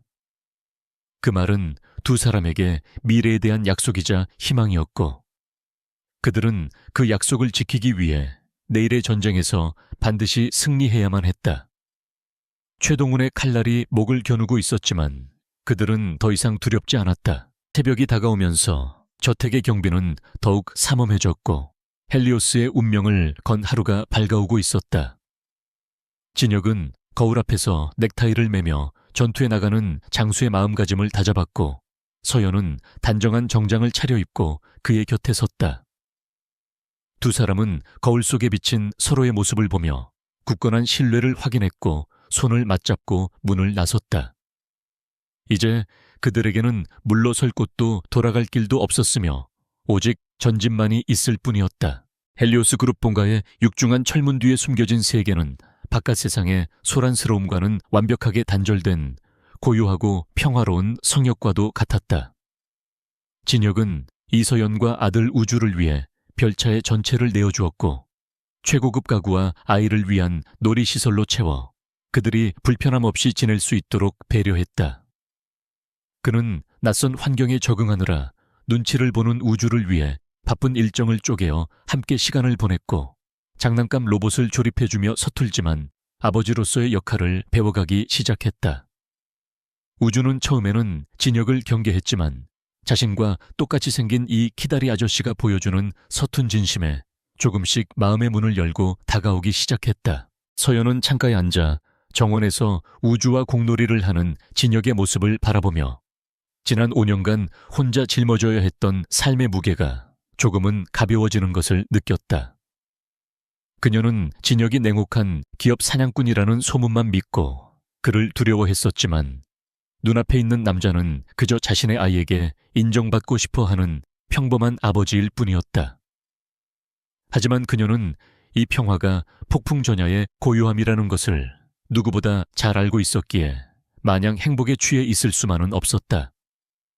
그녀는 품속 깊이 간직해온 낡은 휴대전화를 꺼내 들었고 이것이 최동훈을 무너뜨릴 결정적인 열쇠가 될 것임을 확신하며 결연한 표정을 지었다. 저녁 식사 후 진혁은 서연을 자신의 서재로 초대했는데 그곳은 헬리오스 그룹의 심장부와도 같은 곳으로 수많은 전략과 음모가 탄생한 공간이었다. 진혁은 서연에게 내일 이사회에서 벌어질 시나리오에 대해 설명하며 최동훈이 당신과 우주의 존재를 약점 삼아 공격해 올 것이라고 경고했다. 그는 서연이 받을 상처를 걱정하여 이사회 참석을 만류하려 했지만 서연은 단호하게 고개를 저으며 자신이 직접 그들의 추악한 가면을 벗기겠다고 말했다. 그녀는 테이블 위에 낡은 휴대전화를 올려놓았고 진혁은 의아한 눈빛으로 그것을 바라보며 이것이 무엇인지 물었다. 서연은 떨리는 손으로 전원 버튼을 눌렀고 5년 전 그날 밤 호텔 복도에서 녹음된 음성 파일이 재생되기 시작했다. 잡음 섞인 소리 속에서 최동훈의 비릿한 목소리가 흘러나왔는데 그는 부하에게 강진혁의 씨를 말려버려야 한다고 지시하며 만약 여자가 임신하면 사고를 위장해 처리하라는 끔찍한 명령을 내리고 있었다. 진혁은 자신의 귀를 의심하며 주먹을 꽉 쥐었고 혈관이 터질 듯 붉어진 얼굴로 치밀어 오르는 분노를 억누르느라 온몸을 떨었다. 그것은 단순한 경영권 다툼이 아니라 자신의 핏줄에 대한 명백한 살인 교사였으며 용서받지 못할 범죄 행위였다. 진혁은 녹음 파일을 듣고 난 후 서연을 바라보는 눈빛이 완전히 달라졌는데 그녀가 이 끔찍한 증거를 가지고 5년 동안 얼마나 큰 공포와 싸워왔을지 짐작조차 할 수 없었기 때문이었다. 그는 자리에서 일어나 서연에게 다가가 그녀를 조심스럽게 안아주었고 떨고 있는 그녀의 등을 토닥이며 지옥 같은 시간 속에서 아이를 지켜줘서 고맙다고 속삭였다. 서연은 진혁의 품에서 참았던 눈물을 터뜨렸고 두 사람은 서로의 천을 느끼며 동지애를 넘어선 깊은 유대감을 형성하게 되었다. 이 증거 하나면 최동훈을 사회적으로 매장시키는 것은 시간 문제였지만 진혁은 더 완벽하고 잔혹한 복수를 계획하고 있었다. 진혁은 한 실장을 호출하여 내일 이사회가 열리는 동안 주식시장에서 대규모 매도 물량을 쏟아내 주가를 폭락시키라는 지시를 내렸다. 그는 최동훈이 경영권 방어를 위해 무리하게 주식을 매입하도록 유도한 뒤 미리 설립해둔 페이퍼 컴퍼니를 통해 그 물량을 다시 사들여 경영권을 방어하고 최동훈의 자금줄을 완전히 끊어놓을 생각이었다. 그것은 헬리오스 그룹 전체를 위험에 빠뜨릴 수도 있는 도박이었지만 진혁은 자신의 승부수를 믿었고 무엇보다 서연이 가져온 결정적인 증거가 있었기에 가능한 작전이었다. 서연은 진혁의 대담한 계획에 혀를 내둘렀지만 그의 눈에서 빛나는 확신을 보며 그를 믿고 따르기로 했다. 밤이 깊어가고 작전 회의가 끝난 뒤 두 사람은 테라스로 나와 와인 한 잔을 기울이며 잠시 머리를 식혔다. 서울의 야경이 내려다 보이는 곳에서 진혁은 서연에게 5년 전 그날 밤이 자신에게는 단순한 실수가 아니라 운명이었다고 고백했다. 그는 그동안 수많은 여자를 만났지만 서연만큼 자신의 영혼을 흔든 사람은 없었다며 늦었지만 이제라도 당신과 우주를 위해 살고 싶다고 진심을 전했다. 서연은 진혁의 고백에 가슴이 두근거렸고 그가 보여주는 진정성에 마음의 빗장이 완전히 풀리는 것을 느꼈다. 서연은 진혁의 손을 잡으며 자신 또한 그날 밤을 후회하지 않는다고 말했고 우주가 당신을 닮아 다행이라고 수줍게 웃어 보였다. 두 사람 사이에는 달콤하고 미묘한 기류가 흘렀고 진혁은 천천히 그녀에게 다가가 입을 맞추려다 멈칫하며 그녀의 의사를 확인했다. 서연이 눈을 감으며 허락의 신호를 보내자 진혁은 부드럽게 그녀의 입술을 덮쳤고 5년이라는 시간을 돌아 만난 두 사람의 마음이 하나로 포개어졌다.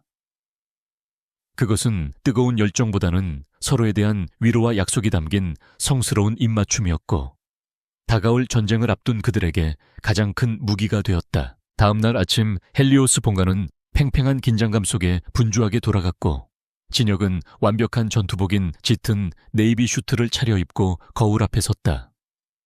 서연 또한 세련된 정장을 입고 단아하지만 강인한 모습으로 준비를 마쳤는데 그녀의 모습은 영락없는 재벌가의 안주인처럼 기품이 넘쳤다. 진혁은 우주를 믿을 수 있는 유모와 경호원들에게 맡기고 서연의 손을 잡으며 이제 사냥을 하러 가자고 말했다. 그들의 표정에는 두려움 대신 승리에 대한 확신이 가득 차 있었고 그 어떤 장애물도 그들을 막을 수 없어 보였다. 차량 행렬이 헬리오스 본사 건물에 도착하자 수백 명의 취재진이 몰려들어 플래시 세례를 퍼부었고 현장은 순식간에 아수라장으로 변했다. 기자들은 진혁에게 혼외자 스캔들에 대한 진상을 요구하며 마이크를 들이밀었지만 진혁은 묵묵부답으로 일관하며 경호원들의 호의를 받아 로비로 들어섰다. 서연은 쏟아지는 플래시 불빛에 잠시 위축되었지만 진혁이 잡은 손에 힘을 주자 다시 고개를 들고 당당하게 걸음을 옮겼다. 이 모습은 전국의 뉴스 채널을 통해 생중계되었고 사람들은 베일에 쌓여있던 여인의 등장에 충격과 호기심을 감추지 못했다. 엘리베이터가 이사회장이 있는 최상층을 향해 고속으로 올라가는 동안 밀폐된 공간 안에는 숨막히는 침묵만이 흘렀다. 진혁은 서연의 손을 놓지 않은 채 정면을 응시하고 있었고 디지털 층수 표시기가 바뀌는 숫자를 하나하나 세며 마음을 다잡았다. 서연은 거울에 비친 자신의 모습을 보며 5년 전 도망치던 때와는 다른 사람이 되었음을 스스로에게 상기시켰다. 띵하는 소리와 함께 엘리베이터 문이 열리자 복도 끝에 위치한 대회의실의 육중한 문이 그들을 기다리고 있었고 그 문 너머에는 최동훈과 그를 추종하는 이사들이 늑대처럼 기다리고 있을 것이었다. 진혁은 문 앞에서 잠시 멈춰서서 한 실장에게 준비된 자료를 다시 한번 확인하고 서연에게 준비되었냐고 눈빛으로 물었다. 서연은 굳은 표정으로 고개를 끄덕였고 진혁은 망설임 없이 문을 활짝 열어젖히며 회의장 안으로 들어섰다. 수십 명의 이사들이 일제히 그들을 쳐다보았고 상석에 앉아있던 최동훈은 거만한 미소를 지으며 여유로운 척했지만 그의 눈동자는 불안하게 흔들리고 있었다.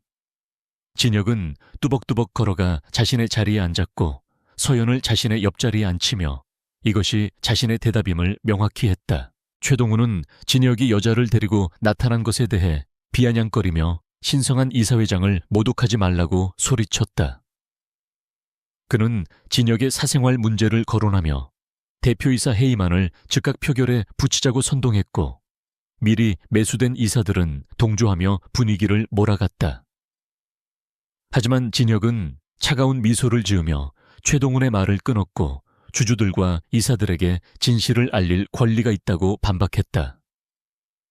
그는 준비된 스크린을 켜고 서연이 가져온 녹음 파일을 재생하기 전에 최동훈에게 마지막으로 자백할 기회를 주겠다고 제안했다. 최동훈은 진혁의 블러핑이라고 생각하며 코웃음을 쳤고 오히려 진혁을 협박범으로 몰아가려 했다. 진혁은 고개를 저으며 혀를 찾고 더 이상의 자비는 없다고 판단하여 한 실장에게 신호를 보냈다. 회의장 전체에 최동훈의 목소리가 쩌렁쩌렁하게 울려 퍼지기 시작하자 장내는 순식간에 찬물을 끼얹은 듯 조용해졌고 이사들의 얼굴은 경악으로 물들었다. 최동훈의 얼굴은 흑빛으로 변했고 그는 당황하여 소리를 지르며 재생을 멈추라고 발악했지만 이미 엎질러진 물이었다. 녹음 파일이 끝난 후 서연은 자리에서 일어나 떨리지만 분명한 목소리로 그날 밤 자신이 목격한 모든 것을 증언했다.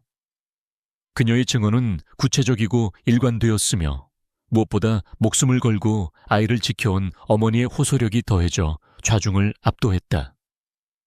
최동훈은 조작된 것이라고 길길이 날뛰었지만 진혁은 연이어 최동훈이 횡령한 비자금 내역과 살인 청부업자에게 송금한 내역까지 화면에 띄웠다.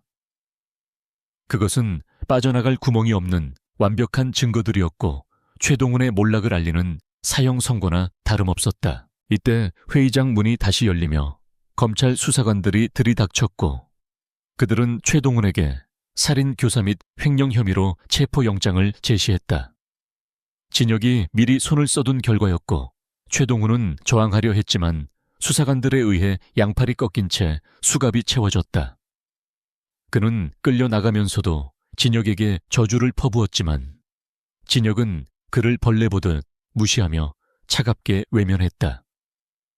이사들은 순식간에 태도를 바꾸어 진혁에게 충성을 맹세하려 했지만 진혁은 그들의 기회주의적인 태도에 역겨움을 느꼈다. 진혁은 이사회를 정리하고 서연과 함께 회의장을 빠져나왔는데 복도 창밖으로 보이는 하늘은 그 어느 때보다 맑고 푸르렀다.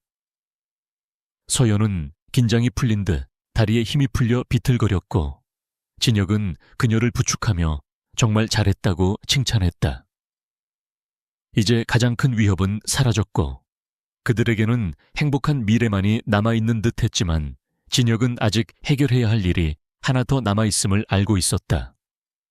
그것은 무너진 그룹의 이미지를 쇄신하고 서연과 우주를 세상에 떳떳하게 공개하여 진정한 가족으로 받아들이는 일이었다. 진혁은 서연에게 잠시 쉬고 있으라고 말한 뒤 기자회견장으로 향했는데 이번에는 피하지 않고 당당하게 모든 진실을 밝힐 생각이었다.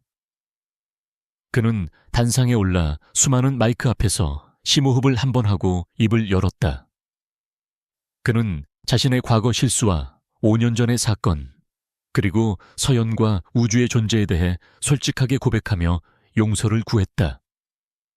그의 진정성 있는 태도는 여론을 반전시키는 계기가 되었고 사람들은 재벌 2세의 스캔들이 아닌 한 남자의 순애보와 부성애에 감동하기 시작했다. 기자회견을 마치고 단상에서 내려오는 진혁의 등 뒤로 수백 개의 플래시가 터지며 마치 거대한 불꽃놀이처럼 그를 배웅했는데 그것은 비난이 아닌 찬사와 응원의 빛이었다.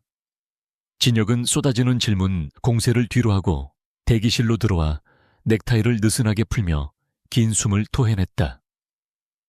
지난 5년간 가슴 한구석을 짓누르던 무거운 바위가 마침내 사라진 듯 단 해방감이 밀려왔고 그는 거울 속에 자신을 보며 비로소 웃을 수 있었다. 한 실장이 들어와 여론이 급격히 호의적으로 돌아섰으며 헬리오스 그룹의 주가도 반등 조짐을 보이고 있다고 보고했다.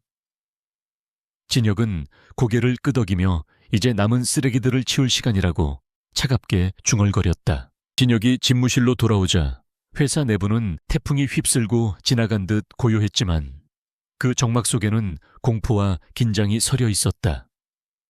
최동훈의 편에 섰던 이사들과 본부장들은 줄줄이 불려올 순서를 기다리며 사색이 되어 있었고 그 중에는 미리 사직서를 품에 안고 떨고 있는 자들도 있었다. 진혁은 자비 따위는 베풀 생각이 없었으며 회사의 암적인 존재들을 도려내지 않고서는 새로운 헬리오스를 건설할 수 없다고 판단했다. 그는 인사팀장을 호출하여 이번 사태에 연루된 모든 임직원들의 명단과 그들의 비리 내역이 담긴 파일을 넘겨주었다. 가장 먼저 호출된 사람은 최동훈의 최측근이자 재무를 담당했던 박전무였는데 그는 들어오자마자 무릎을 꿇고 살려달라며 애원했다. 진혁은 그를 싸늘하게 내려다보며 그동안 최동훈의 비자금을 조성하고 회계 장부를 조작한 증거들을 책상 위에 던졌다. 박전무는 자신의 비밀 장부가 진혁의 손에 있다는 사실에 경악하며 말을 잇지 못했고 진혁은 그에게 법적 처벌을 피할 수 없을 것이라고 통보했다.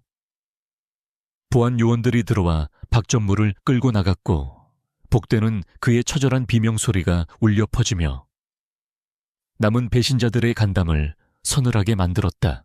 진혁은 그날 오후 내내 배신자들을 하나하나 처단하며 피해 숙청을 단행했는데 이는 단순히 보복이 아니라 무너진 조직 기강을 바로 쓰기 위한 필수적인 과정이었다. 그는 능력이 있음에도 최동훈의 파벌에 밀려 빛을 보지 못했던 젊은 인재들을 대거 발탁하여 주요 보직에 임명함으로써 조직의 새로운 활력을 불어넣었다. 직원들은 진혁의 과감하고 공정한 인사에 환호했고 회사는 빠르게 안정을 되찾아갔다. 진혁은 창밖으로 보이는 서울의 풍경을 바라보며 이제야 비로소 헬리오스가 자신의 손안에 온전히 들어왔음을 실감했다. 해가 질 무렵 진혁은 구치소로 향하는 검은 세단에 몸을 실었는데 그는 최동훈과의 마지막 매듭을 짓기 위해 면위외를 신청한 상태였다. 차창 밖으로 스쳐 지나가는 풍경은 평온했지만 진혁의 마음속에는 아직 식지 않은 분노가 남아 있었다. 구치소의 접견실은 차갑고 습한 공기로 가득 차 있었고 투명한 유리벽 너머로 수의를 입은 최동훈의 모습을 드러냈다. 불과 하루 전만 해도 천하를 호령할 듯 기고만장했던 그는 하룻밤 사이에 10년은 늙어버린 듯 초라하고 비참한 몰골을 하고 있었다. 최동훈은 진혁을 보자마자 욕설을 퍼부으며 유리벽을 주먹으로 쳤지만 진혁은 미동도 하지 않고 그를 무표정하게 응시할 뿐이었다. 진혁은 수화기를 들고 낮은 목소리로 당신의 시대는 끝났으며 이제 남은 인생을 감옥에서 썩으며 속죄하라고 말했다. 최동훈은 자신이 곧 보석으로 풀려날 것이며 나가면 가만두지 않겠다고 협박했지만 진혁은 비웃으며 그가 숨겨둔 해외 계좌와 페이퍼 컴퍼니들이 모두 동결되었음을 알렸다. 그제야 최동훈의 눈동자가 흔들리기 시작했고 그는 자신이 완전히 파멸했음을 깨닫고 절망에 빠졌다. 진혁은 최동훈에게 5년 전 자신의 아이를 죽이려 했던 죗값은 그 어떤 것으로도 갚을 수 없음을 상기시켰다. 그는 최동훈이 감옥 안에서도 결코 편안하지 못할 것이며 매일매일 지옥 같은 고통을 맛보게 될 것이라고 경고했다. 최동훈은 바닥에 주저앉아 오열했지만 진혁은 그에게 마지막 동정심조차 느끼지 못하고 수화기를 내려놓았다.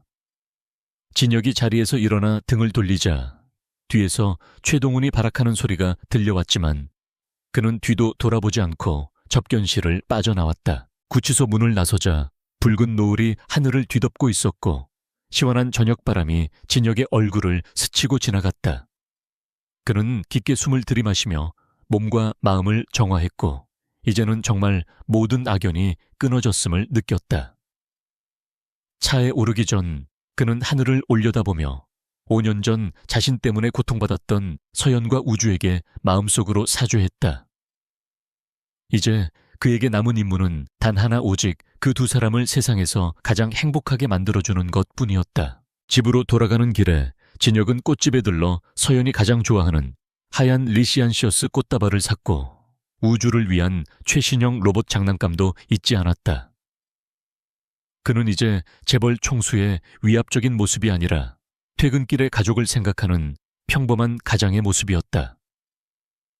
운전기사는 백미러를 통해 진혁의 입가에 걸린 미소를 보며 오랫동안 그를 모셔왔지만 저렇게 편안한 표정은 처음 본다고 생각했다. 차는 빠르게 도심을 빠져나가 성북동의 언덕길을 올랐고 저 멀리 따뜻한 불빛이 새어나오는 집이 보이기 시작했다. 집에 도착하자 서연과 우주가 현관까지 마중을 나와 있었는데 그 모습은 진혁이 꿈꾸던 완벽한 가정의 그림이었다. 우주는 아빠라는 소리를 지르며 달려와 진혁의 품에 안겼고 진혁은 아이를 번쩍 들어올리며 볼에 입을 맞추었다. 서연은 환한 미소로 그를 맞이하며 오늘 하루 정말 고생 많았다고 따뜻하게 위로했다. 진혁은 그녀에게 꽃다발을 건네며 당신 덕분에 모든 것을 이겨낼 수 있었다고 고백했고 서연은 꽃향기를 맡으며 행복한 표정을 지었다. 저녁 식탁은 풍성한 음식과 웃음소리로 가득 찼고 세 사람은 처음으로 아무런 걱정 없이 평화로운 시간을 보냈다.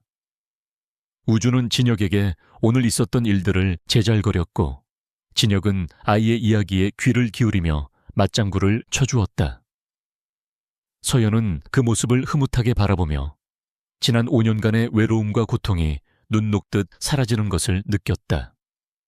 식사가 끝난 후 그들은 거실 소파에 모여 앉아 디저트를 먹으며 앞으로의 계획에 대해 이야기를 나누었다. 진혁은 서연에게 정식으로 프러포즈를 하고 싶다고 말하며 미리 준비해둔 반지를 꺼내들었다. 화려한 다이아몬드 반지가 아닌 심플하고 세련된 디자인의 반지였지만 그 안에는 진혁의 진심이 가득 담겨 있었다.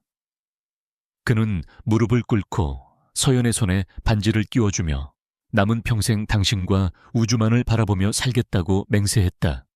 서연은 감동의 눈물을 흘리며 고개를 끄덕였고 우주는 박수를 치며 엄마 아빠의 행복을 축하해 주었다. 그날 밤 우주가 잠든 후 진혁과 서연은 정원 벤치에 앉아 밤하늘의 별을 바라보며 깊은 대화를 나누었다. 진혁은 서연에게 5년 전 왜 자신을 떠났는지 다시 한번 물었고, 서연은 당신을 사랑했지만 당신의 세계가 너무 두려웠다고 솔직하게 대답했다. 진혁은 그녀의 손을 꼭 잡으며 이제는 내가 당신의 세계가 되어줄 테니 아무것도 두려워하지 말라고 안심시켰다. 두 사람은 서로의 어깨에 기대어 침묵 속에서도 통하는 마음을 나누었고, 밤바람은 그들의 사랑을 축복하듯 부드럽게 불어왔다. 진혁은 서연에게 내일부터는 회사에 함께 나가 재단 일을 맡아달라고 부탁했는데, 그녀의 따뜻한 마음씨와 능력이 사회공헌 활동에 큰 도움이 될 것이라고 판단했기 때문이었다. 서연은 처음에는 망설였지만 진혁의 확고한 지지와 격려에 용기를 내어 수락했다.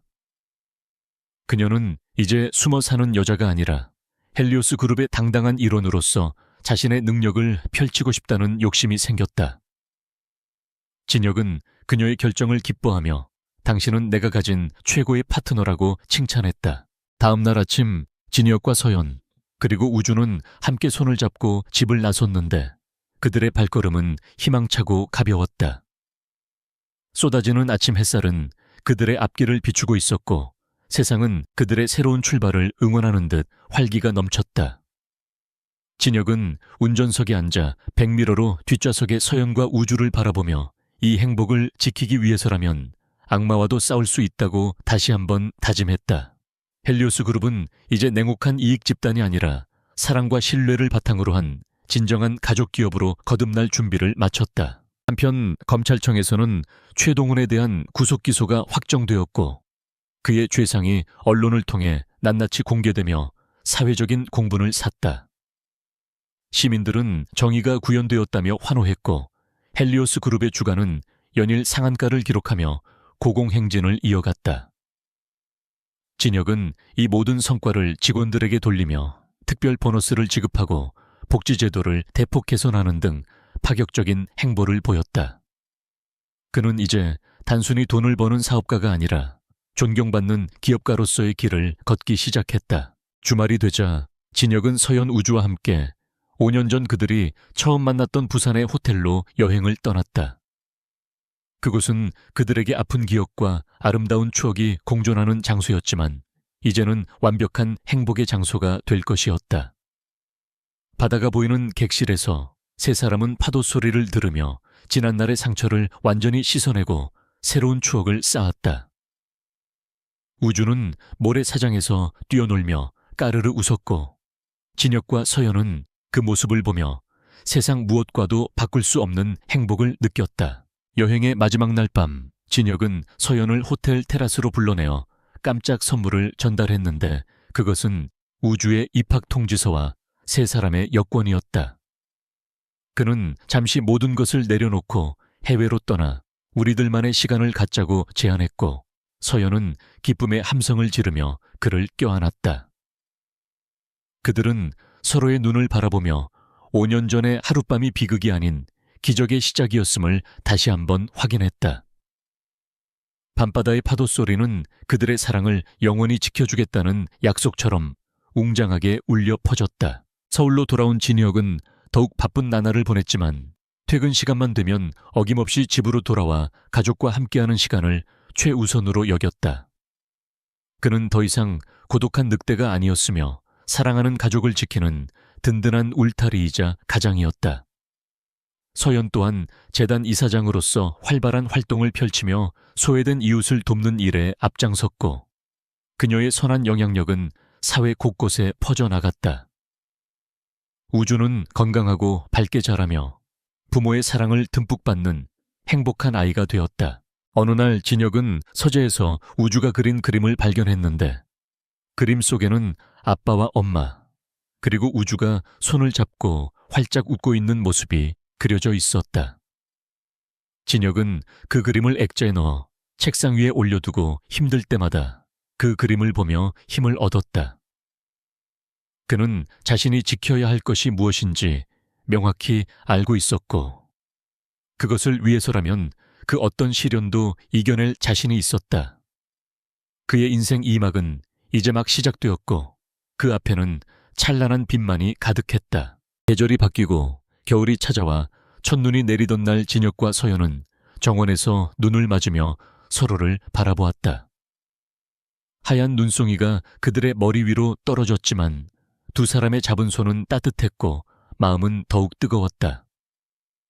그들은 지나온 시련들이 자신들을 더욱 단단하게 만들어 주었음을 감사하며 앞으로 다가올 날들도 함께 헤쳐나가기로 약속했다. 운명적인 하룻밤으로 시작된 그들의 사랑 이야기는 이제 전설이 되어 영원히 기억될 것이었다. 계절이 바뀌어 차가운 겨울바람이 물러가고 따스한 봄 기운이 성북동 저택의 정원을 가득 채웠을 때 헬리오스 그룹에는 또 하나의 경사가 찾아왔다. 강진혁과 이서연의 결혼식이 언론의 뜨거운 관심 속에서 비공개로 거행되었는데 그것은 세기의 결혼식이라 불릴 만큼 화려하면서도 두 사람의 진심이 담긴 성스러운 의식이었다. 정원은 수천 송이의 하얀 장미와 수국으로 장식되어 마치 동화 속의 한 장면을 연상케 했고 하객으로 참석한 정재계 인사들은 두 사람의 앞날을 축복하기 위해 자리를 빛냈다.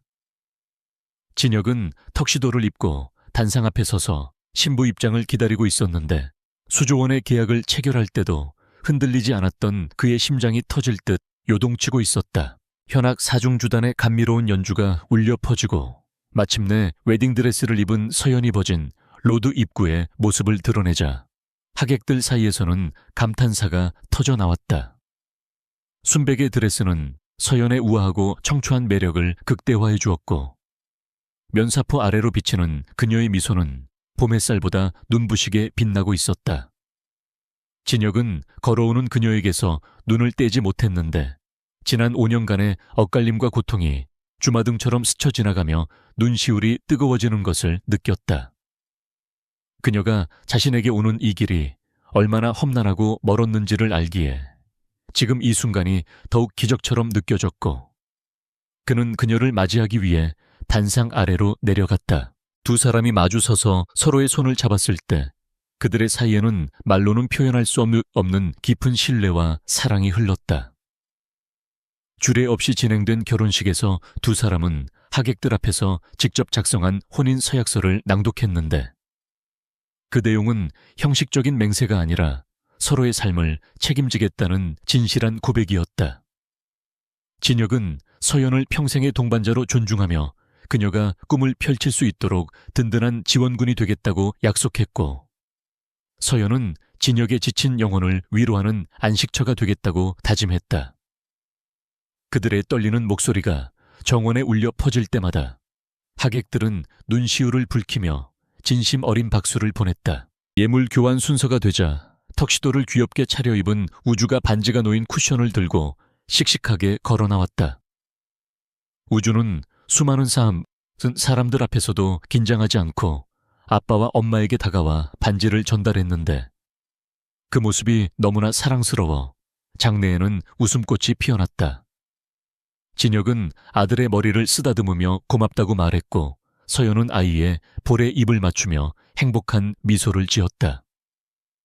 세 사람이 단상 위에 나란히 선 모습은 그 자체로 완벽한 가족의 초상화였으며 그들은 이제 법적으로나 정서적으로나 때려야 뗄 수 없는 하나가 되었다. 결혼식이 끝난 후 이어진 피로연에서 진혁은 서연의 허리를 감싸 안고 하객들에게 일일이 인사를 건네며 그녀를 자신의 아내라고 자랑스럽게 소개했다. 과거에 냉철하고 차가웠던 강진혁 대표의 모습은 온데간데 없고 사랑에 빠진 한 남자의 모습만이 남아있어 사람들을 놀라게 했다. 그는 서연을 바라볼 때마다 눈에서 꿀이 떨어질 듯 다정했고 서연 또한 그를 신뢰 가득한 눈빛으로 바라보며 내조의 여왕다운 면모를 보였다. 그날 밤하늘을 수놓은 불꽃놀이처럼 그들의 앞날은 찬란하게 빛날 것이라는 축복이 쏟아졌다. 신혼여행을 다녀온 후 서연은 헬리오스 재단의 이사장으로서 본격적인 활동을 시작했는데 그녀의 행보는 기존의 재벌가 안주인들과는 확연히 달랐다.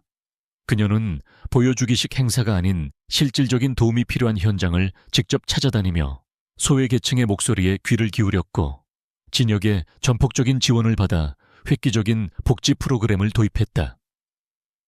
직원들은 서연의 진정성 있는 리더십에 존경을 표했고, 그녀는 그룹 내에서 진혁 못지않은 영향력을 발휘하며 헬리오스의 이미지를 긍정적으로 변화시키는 데 일조했다.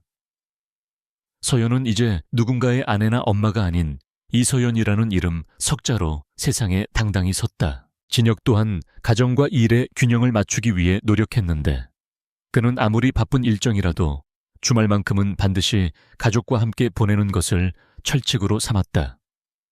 그는 우주와 함께 캠핑을 가거나 야구를 가르쳐주며 친구 같은 아빠가 되기 위해 노력했고, 서투르지만 요리에도 도전하며 서연을 기쁘게 해주었다. 과거 일 중독에 빠져 성과만을 쫓던 그는 이제 가족의 웃음소리가 주는 행복이 수천억 원의 이익보다 더 값지다는 것을 깨닫게 되었다. 그의 변화된 모습은 임직원들에게도 긍정적인 영향을 미쳐 사내에 가족 친화적인 문화가 정착되는 계기가 되었다. 어느 날 저녁 뉴스를 통해 최동훈에 대한 대법원의 최종 판결이 보도되었는데, 그는 징역 20년의 중형을 선고받고 감옥에서 남은 생을 보내게 되었다. 화면 속에 비친 최동훈의 모습은 초라하고 늙어 있었으며 과거의 오만함은 찾아볼 수 없었다. 진혁과 서연은 거실에서 그 뉴스를 함께 보았지만 그들의 표정에는 분노도 통쾌함도 없는 무덤덤함만이 남아있었다. 그는 이미 그들의 인생에서 삭제된 존재였으며 더 이상 그들의 행복에 티끌만큼의 영향도 줄 수 없는 과거의 망령일 뿐이었다. 진혁은 텔레비전을 끄고 서연의 어깨를 감싸며 오늘 저녁 메뉴가 무엇인지 물었고, 서연은 웃으며 화제를 돌렸다. 시간이 흘러 우주가 초등학교에 입학하던 날 진혁은 회사 창립 기념식 일정도 미루고 아들의 입학식에 참석했다. 그는 교문 앞에서 커다란 가방을 메고 긴장한 표정으로 서 있는 우주를 보며 가슴이 뭉클해지는 것을 느꼈다. 5년 전 자신의 존재조차 모른 채 태어나 홀로 자라야 했던 아이가 이제는 이렇게 훌륭하게 성장하여 세상으로 첫 발을 내디딘다는 사실이 감개무량했다. 진혁은 우주의 손을 꼭 잡고 학교 안으로 들어가며 너의 뒤에는 항상 아빠가 있다는 것을 잊지 말라고 격려했다. 우주는 아빠를 올려다보며 씩씩하게 고개를 끄덕였고, 그 모습은 진혁에게 그 어떤 훈장보다 빛나는 자부심이었다. 그날 밤 진혁은 서연과 함께 서재에서 와인을 마시며 지난날을 회상했는데 창밖에는 봄비가 부슬부슬 내리고 있었다. 진혁은 5년 전 그 호텔에서의 하룻밤이 만약 없었더라면 지금의 나는 어떤 모습으로 살고 있을지 상상조차 하기 싫다고 말했다. 그는 아마도 감정 없는 기계처럼 돈과 권력만을 쫓으며 고독하게 늙어갔을 것이라며 당신과 우주가 나를 구원해 주었다고 고백했다. 서연은 진혁의 손을 잡으며 운명은 때로는 짓궂은 장난처럼 다가오지만 결국 우리가 포기하지 않는다면 가장 아름다운 선물을 준다고 대답했다. 진혁은 서연에게 한 가지 제안을 했는데, 그것은 우리가 겪은 이 기적 같은 사랑을 더 많은 아이들에게 나눠주기 위해 보육시설을 설립하자는 것이었다. 그는 부모의 보호를 받지 못하는 아이들이 우주처럼 사랑받으며 자랄 수 있는 환경을 만들어주고 싶다는 포부를 밝혔다. 서연은 진혁의 생각에 깊이 공감하며 눈을 반짝였고, 두 사람은 밤이 새도록 새로운 꿈을 위한 계획을 세우느라 시간 가는 줄 몰랐다. 그들은 이제 개인의 행복을 넘어 더 큰 가치를 실현하기 위해 함께 나아가는 진정한 파트너였다.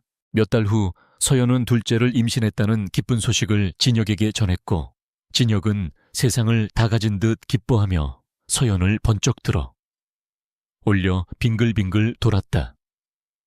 우주 또한 동생이 생긴다는 사실에 신이 나서 깡충깡충 뛰었고, 집안은 다시 한번 축제의 분위기로 가득 찼다. 진혁은 서연의 배에 손을 얹고 태어날 아이에게 인사를 건네며 이번에는 처음부터 너의 곁을 지켜주는 좋은 아빠가 되겠다고 약속했다. 서연은 그런 진혁을 사랑스러운 눈길로 바라보며 이 남자를 만나서 정말 다행이라고 생각했다. 해교 여행으로 다시 찾은 동해 바다에서 진혁과 서연은 5년 전 도망치듯 떠났던 그 해안 도로를 여유롭게 드라이브했다. 그때는 공포와 불안만이 가득했던 길이었지만 지금은 아름다운 풍경과 추억만이 깃든 길이 되어 있었다.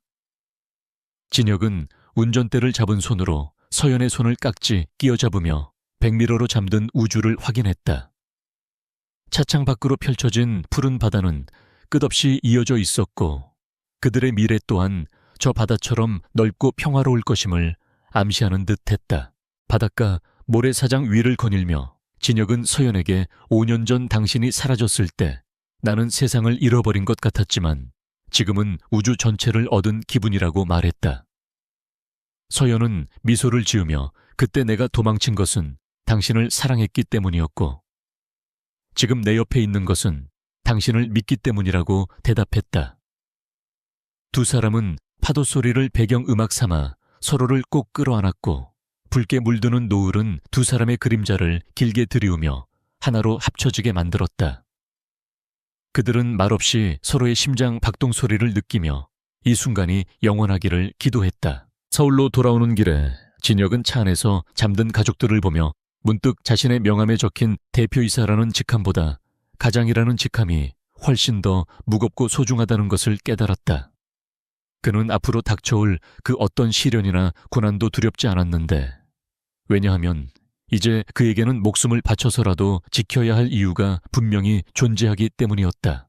그는 엑셀을 밟으며 집으로 향하는 속도를 높였고 저 멀리 보이는 서울의 불빛들이 그를 환영하듯 반짝이고 있었다. 헬리오스 그룹의 본사 집무실 책상 위에는 이제 결제 서류보다 가족 사진이 더 눈에 띄는 자리에 놓여 있었다.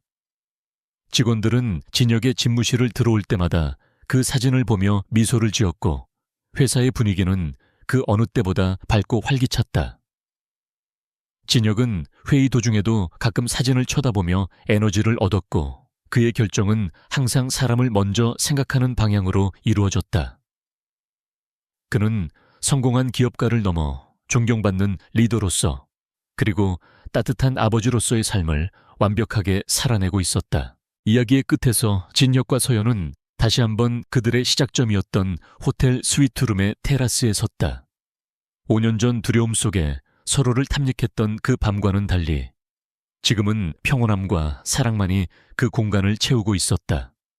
진혁은 샴페인 잔을 들어 서연에게 건네며 우리의 운명적인 만남을 위하여라고 건배를 제의했다.